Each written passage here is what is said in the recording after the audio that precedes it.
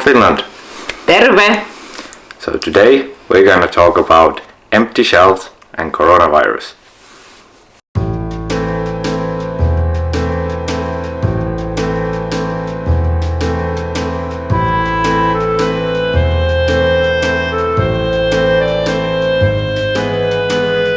So we were not planning to make this video at all. We've been just on holiday for a couple of weeks and we were planning to share beautiful places which we have seen, and we have a lot of beautiful footage. But since we came back to Finland, the situation here is really changed, so we felt like we need to talk about it. So when we left from Finland, we had only maybe 3 cases of coronavirus for the whole country. And when we came back, it was already over 100, and then situation kind of changed all overnight. The day we arrived, World Health Organization announced pandemic in the whole world of coronavirus. So, for example, recommendations of our health organization has changed. So now we don't separate Europe or any part of the world. So now all the people who come back from their holiday, from their trips, are recommended to stay 2 weeks at home, kind of self-isolate in case they are contagious. So, for example, Sebastian cannot go to daycare, I cannot go to start my new work. I have a possibility to do work remotely, but since it's my new job and I don't know how they do things, and I haven't even gone to pick up my laptop in there, so I cannot start even to work remotely either. So me and Sebi were staying at home. So, of course, as a reasonable people, we were following the news of coronavirus since it all started, and definitely we were paying a lot of attention to our hygiene. We were washing hands, we were very conscious about touching the face or anything like that. And of course we were trying to teach our son not to put his hands in the mouth or any toy, which is very hard. I mean, he is barely 3 years old and he still does that a lot, even if he knows he's not supposed to. But I mean, we were trying to be calm and reasonable. And for example, now we've been traveling, we tried to avoid crowded places and any big social gatherings. We did go for a couple of social places, but most of the time... mostly we went to explore the nature, which we like more as well. Yeah, and in our own car, so in our own space and environment. But when we come back to Finland, and after this announcement of pandemic, we noticed the situation has changed, and the most important, I think, the feeling of people has changed a lot, and that's what bothers me the most at the moment. So I want to tell you a story of me going to the grocery shop the other day. So we woke up in the morning, we have no groceries in our house since we just came back from the trip, and while the guys were eating porridge at home, I went by car to the nearest grocery shop, and the situation was next. It's still a working day, it's a morning, and the shop is quite full. And I start my grocery with the normal stuff like breads and vegetables, and everything looks normal. I noticed that there is a lot of people in the shop and they look very tensed. I am an empath, so I can kind of maybe more sense the general mood. People are tense, I cannot judge that. I felt a bit tense as well because, you know, when everybody else is tensing, you kind of start worrying why they're tensing. You start to tense a bit yourself as well. And I keep going around the aisles, getting the things we want. And then I come to the can section because we always buy beans. We're vegans, so we eat a lot of beans. At least once a day we eat beans. And the aisle is completely empty, and their pasta and macaroni are all gone. And I just get so upset all of a sudden, and I start to pay attention that actually many other shelves are as well empty, which I didn't pay attention at the beginning because that's something we don't buy. I didn't bother about it. It didn't even occur to my mind just go and buy all the beans. Like, nobody buys the beans, I think, except us. Like, really, they're always fully like stuffed in there. And like, I had the feeling that somebody just bought them out of panic, and they're not probably even gonna eat them, and when coronavirus is over, most probably just gonna throw them away. And I felt like that was so wasteful and like so unfair that somebody just went and stocked up the whole thing for themselves. Yeah, of course we don't know it for sure, but we don't know for sure, but like that kind of the feeling you get. And then okay, I saw online in Facebook posts about craziness with the toilet paper in Australia, And I noticed they have this in Finland, that people are emptying the toilet paper shelves.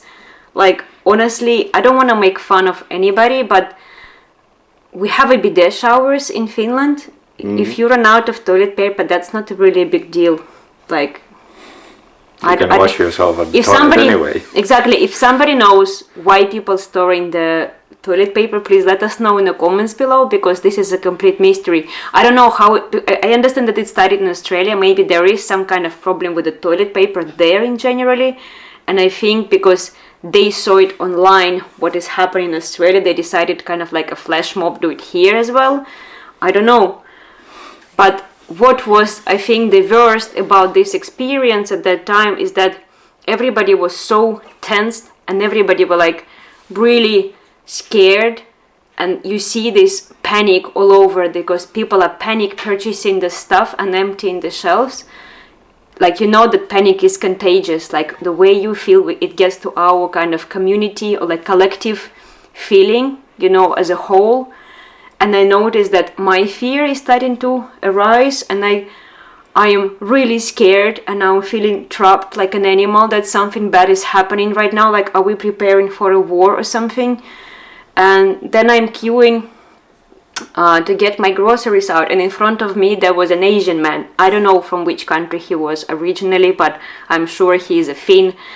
Like, he looked like a Finn who has been living there for ages. And then some young men were passing by us in a queue, and they suddenly noticed his face and they just jumped like a meter away from him. Like, I felt a bit ashamed for them as well, and I felt really sad for this guy. I mean, he has nothing to do personally with this coronavirus. He probably never been like in China like for many years, I guess. Like, he's living here, and like I don't know, like this kind of behavior doesn't make any sense to me.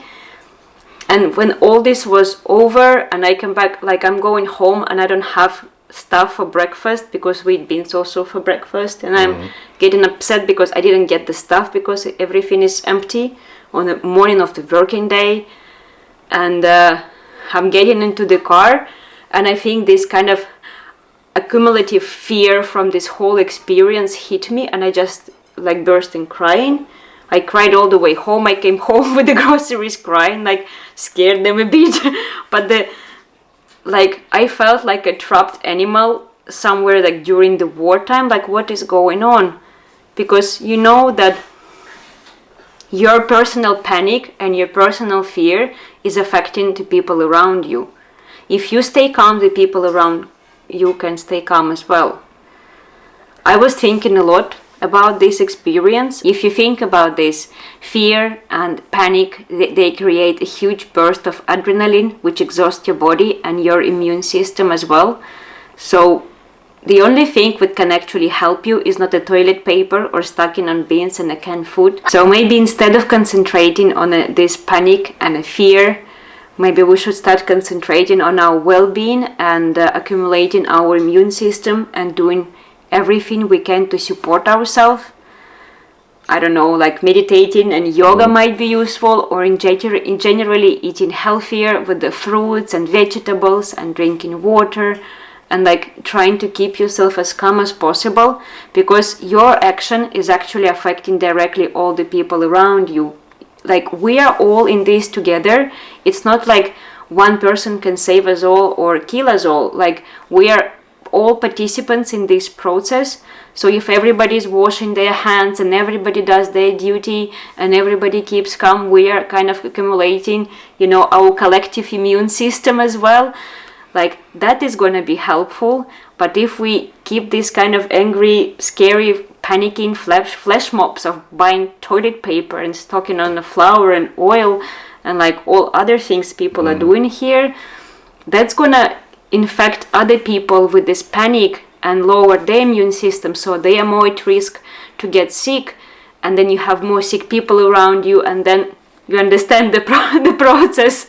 So I think what I'm trying to say is that maybe we should try to help each other to go through this time. And I know now, like, many of us are staying at home and try to be as less social as possible. A friend of mine shared a very interesting article the other day, and one person wrote that when your world getting cracks in the way you see the world, that you kind of lose the sense of control and stability, that things get kind of out of whack and weird.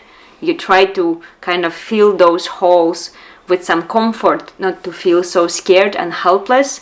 And maybe this is why people are, hoarding and stocking up on toilet paper and canned foods and breads and all kind of other goods to kind of, it's maybe like a psychological help to, try to feel that you have some kind of control over the situation, and the things are not so, shaky and loose around you.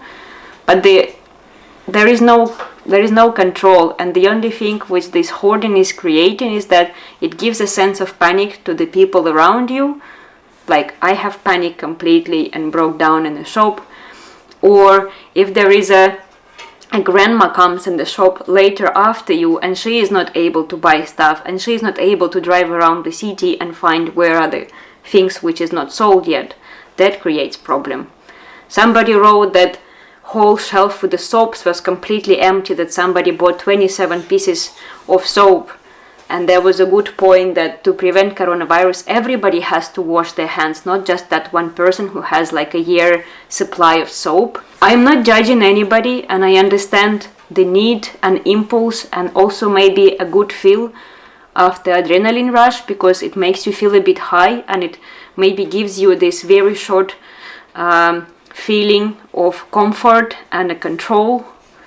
But when you come down, you start to understand how silly that behavior was, and it's not actually helping you or people around you. And at this time, it's not an apocalypse. It's important that the people around you are healthy. So you kind of need to take care not about yourself only, but the people around you, and let them to buy soap, let them to buy bread. Also, like for myself, like I know from a personal experience that if I follow, for example, social media, or I read too much kind of upsetting news, like you get kind of in the loop of like feeding the fear or feeding the adrenaline, that then like it's hard to kind of snap out from it. And like, so what I try to do personally is like I read the news so that I stay like updated what is actually happening, but then I like, as soon as I kind of know enough, I like close the social media, the Facebook, and all the, like I don't read the news for a while, just so that I stay informed, but I don't get any panic. If I just keep reading and reading and reading and upsetting myself, and like then the adrenaline kicks in and it keeps coming like all the time, and adrenaline, it exhausts your immune system yeah, as well. It's never good for your body, because in the end, even though you get a like short boost with the adrenaline, that your immune system fights stronger, but it's only temporary. When it falls, it goes much lower than it was. So it's never helpful with that. So if for some other people it helps, like stay out of social media, read only the news that you need to know, and then do something else, do something fun, watch Netflix, or go outside, walk in the nature, in the forest where there is nobody, or try to create some nice routines to calm yourself down. Yeah, like do some fun hobby at home, like drawing, or something that you haven't done for a while. For example, if you need to clean your house, like do that. You have time for it. Have an exercise, like a very gentle exercise with your family or by yourself. Just move your body gently. Don't try to work out hard during this time, because also if you work out hard, and like it put a lot of like strain on your body, and also immune system is lowering. Exercise is very healthy. There is no doubt about it. But if your body is under attack already and you're exercising really hard, you can really fall really easily. So like a gentle exercise is really good idea as well, I think.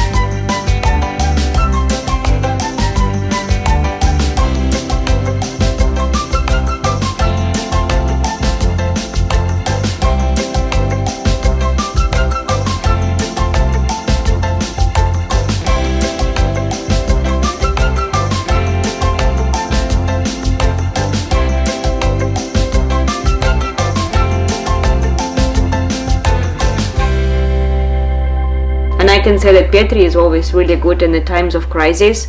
Like, he doesn't break down the way I do. Like, I came home with the half empty bags because I couldn't find what we need, and he dressed up and he left and he found everything we need in further away bigger shops. But we do have an opportunity to take a car and drive around and find stuff. But think about elderly people who are actually in a kind of in a risk group in this situation. They might not have the same opportunity. And if you empty the shelves like near their houses and they don't have a family nearby to take care of them, like, that's not good. Now there is a lot of talk about our body hygiene, which is very important, of course, during this time. But maybe we should also remember about mental hygiene and take care of the way we feel, because the way you feel now is affecting people around you, because the way you feel affects your actions, and your actions affect other people a lot. So maybe we try to concentrate on staying calm and positive as much as possible. I know for personal experience you cannot say yourself, don't be afraid, don't panic, like that's just not working. But maybe try to replace those negative emotions with something positive, like rediscover some hobby, maybe start doing something which brings you joy, which brings you happiness, maybe learn something new. Just don't forget, we're all in this together. We all depend on each other's actions, and think of others as well, because their health is important as well. You cannot be the only one healthy in a sick world. Like, that's just not how it works. Love, peace and health, guys, to all of you. And if you found this video useful or helpful anyhow, please share it with your friends. Maybe it will make them feel better as well. Bye! Bye!